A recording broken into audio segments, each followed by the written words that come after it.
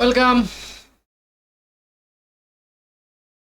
So আমাদের আজকের topic হলো কোড ফোর্সেসের রাউন্ড অন 0 2 3 ডিপ 2 এর প্রথম problem LRC and DIP. So আমরা স্টেটমেন্টটা পড়ি। আর given an array a of size n minus a two dot dot dot dot.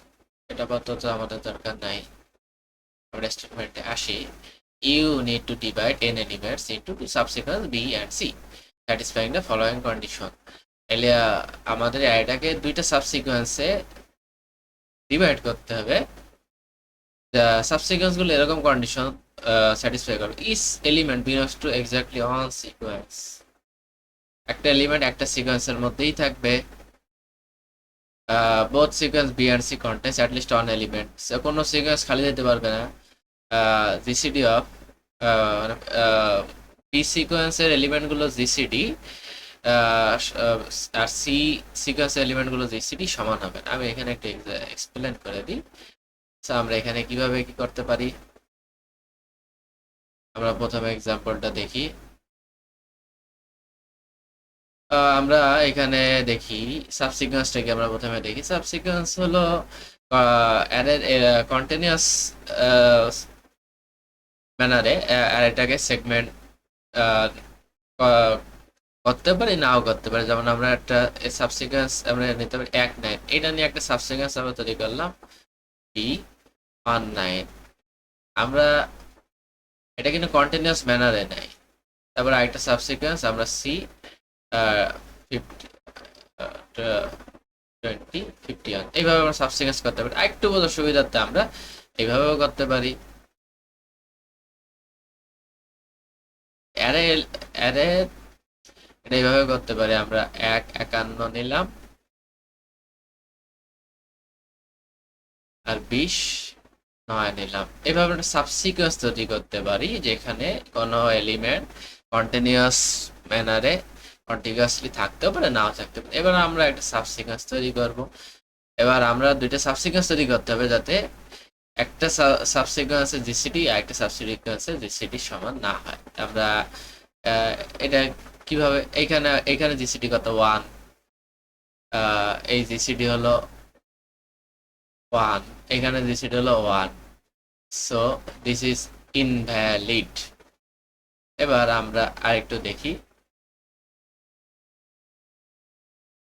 এবার অন্য কিভাবে সাবসিকোয়েন্স করা যায়, এবার দেখি এখান থেকে অন্যভাবে সাবসিকোয়েন্স করতে পারি কিনা। আমরা আমরা যদি এখানে আমরা 51 নেই আর 9 নেই, তাহলে এখানে জিসিডি হলো 3 3 আর 1 আর 20। এখানে হলো 1, তাহলে সমান না, তাই না? তাহলে এইভাবে করতে হবে, আমাদের সাবসিকোয়েন্সটা এইভাবে করতে হবে। এখন সাবসিকোয়েন্স করা মেনে আমরা আমাদের প্রিন্ট করতে হবে কি আমরা পসিবল কিনা। যদি পসিবল হয়, পসিবল হলে আমরা ইয়েস লাগবো। আর এক একটা এলিমেন্টকে আমরা কোন সাবসিকোয়েন্সের মধ্যে রাখতেছি। এখন এখানে মাল্টিপল অ্যান্সার হতে পারে, একটা সাবসিকোয়েন্সের মধ্যে রাখলেই হচ্ছে। যেমন কথার কথা যে আমরা সাবসিকোয়েন্স বি কে 1 দ্বারা মার্ক করি। Subsequence B means 1, subsequence C means 2। আমরা এভাবে মার্ক করি। এখন আমরা আমরা সাবসিকোয়েন্স নেই। আমরা সাবসিকোয়েন্স নিলাম এখানে। আমরা এটা পিতে নিলাম আমরা 9 কে, আর এখানে নিলাম আমরা বাকিগুলোকে। এখানে 1 20 51। তাহলে এইটার জিসিডি হলো 9, এইটার জিসিডি হলো 1, সমান না এইভাবে। তাহলে আমরা যদি এইভাবে করি, এটা একটা অ্যান্সার দিচ্ছে। আমরা অ্যান্সারটা এইভাবে করতে পারি। এটাকে আমরা তাহলে আমাদের অ্যান্সারটা এইভাবে আসতে পারে যে 1 সরি 2, 1 থেকে 1 20 51 এগুলো 2 তে আসছে। তাহলে 2 2 2 1 এইভাবে আসতে পারে, যেহেতু এটা মাল্টিপল, এখানে মাল্টিপল অ্যান্সার থাকতে পারে, যে কোনোভাবে সাবসিকোয়েন্স দিতে পারে। এখানে আমরা প্রবলেম অ্যাপ্রোচটা দেখি, আমরা প্রবলেমটা কেবল বুঝলাম, এবার আমরা অ্যাপ্রোচ দেখি আসলে কিভাবে আমরা সলিউশনটা করতে পারি। সো আমরা সলিউশনের দিকে যাই। আমরা এখানে এখন আমরা অ্যারেতে অনেকগুলো এলিমেন্ট নিলাম, 3, 7, 5, 9, 11। এখন আমরা দেখি যে আহ, সবচেয়ে বড়, আমরা যে সংখ্যাটা সবচেয়ে বড়, আমরা যদি এটা নেই, এটার জিসিডি কত, ওই একা সংখ্যা জিসিডি একাই। এবার বাকি ছোট যেগুলো আছে এগুলোর জিসিডি অবশ্যই এর সমান হবে না, এই জিসিডি সমান কখনোই হবে না। এর জিসিডি অলওয়েজ লেস দেন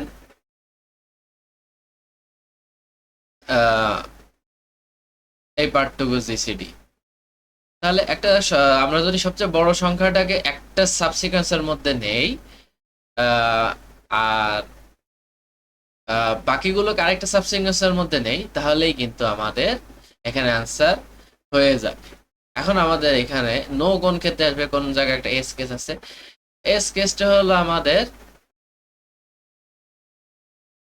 যে প্রতিটা সংখ্যায় যদি সমান হয়, কথার কথা, এটা আমাদের সেকেন্ড টেস্ট কেস ছিল। তাহলে দেখেন আমরা যেইটুকুই নেই, আমাদের প্রতিটা ক্ষেত্রে কিন্তু যেই সাবসিকুয়েন্টে নেই আমাদের জিসিডি কিন্তু সমান আসবে। তাহলে প্রতিটা সংখ্যা যদি সমান হয় তাহলে এটা পসিবল না,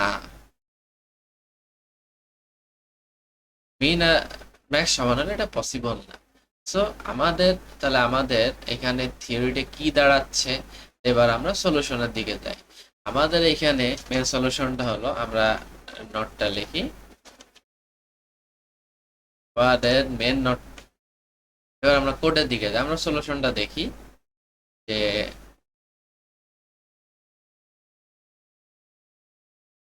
তাহলে আমরা কিভাবে কি করতেছি।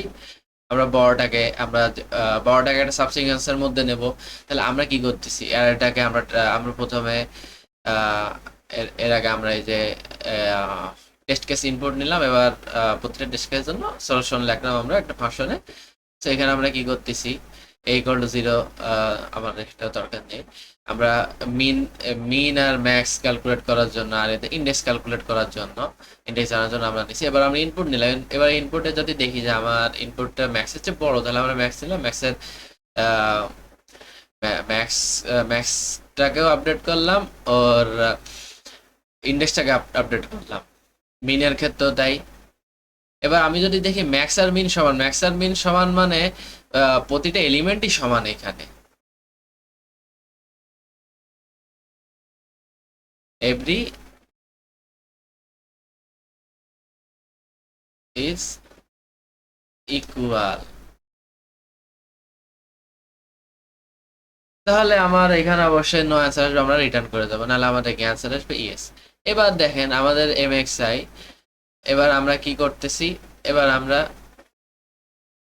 আমরা ম্যাক্স ভ্যালু কোন ইন্ডেক্সে আছে, তাহলে ওইটাকে একটা গ্রুপ করলাম, ওইটাকে একটা সাবসিকোয়েন্সে নিলাম, ওটাকে আমরা প্রথম সাবসিকোয়েন্সে নিলাম। তাহলে বাকিগুলো কি 2 এর মধ্যে যাবে, তা আমরা ইটারেট করতেছি। আমরা এইখানে আর একটা নিছিলাম, এইখানে হলো সবগুলো আমরা রাখতেছি।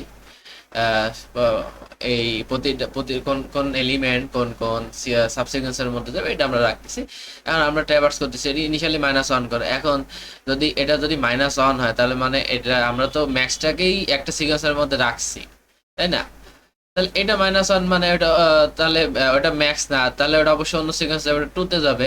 আর যখন আর যদি এটা না হয়, তাহলে অবশ্যই -1 না হলে, তাহলে আমি অন ইনিশিয়ালাইজ করছিলাম, তাহলে ওটা অবশ্যই অন হবে। ওটা ওইখানে ম্যাক্স আছে, ম্যাক্স যেটা অন অন, বা আমরা এখানে এটাও প্রিন্ট করে দিতে পারতাম। এই পার্টটুকু যদি এখানেও প্রিন্ট করে দিতাম, তো আমাদের কোনো সমস্যা ছিল না।